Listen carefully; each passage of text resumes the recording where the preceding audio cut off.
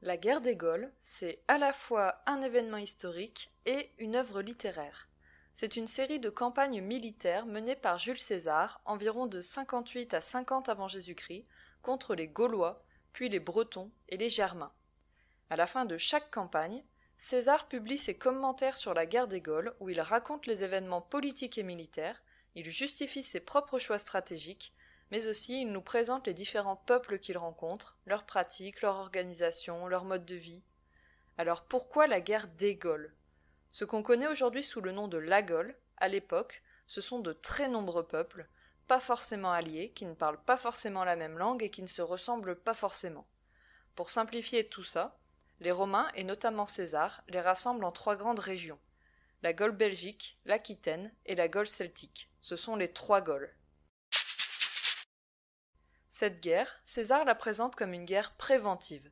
Le but est de protéger les provinces romaines de la menace des Germains, menée par leur chef, Ariovistes.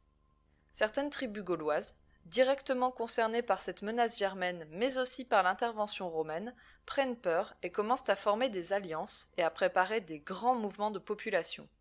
C'est le cas des Helvètes qui demandent aux Romains de traverser les provinces romaines pour se mettre à l'abri. César refuse. Il estime qu'il est nécessaire de créer une zone tampon entre les Romains et les Germains, ce sont les Gaulois. Il veut instaurer une nouvelle frontière au monde romain qu'il fixe au Rhin. Grâce à tous ces arguments, il obtient en 59 avant Jésus-Christ le proconsulat pour les 3 Gaules et l'autorisation d'y mener l'armée romaine. Ces commentaires ont plusieurs objectifs.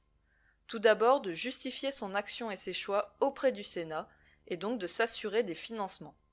Ensuite, d'entretenir le lien avec le peuple romain et donc de préserver sa notoriété même à distance. Enfin, de fournir un récit et des informations actuelles et actualisées sur les peuples gaulois afin de préparer les Romains à intégrer tous ces nouveaux peuples.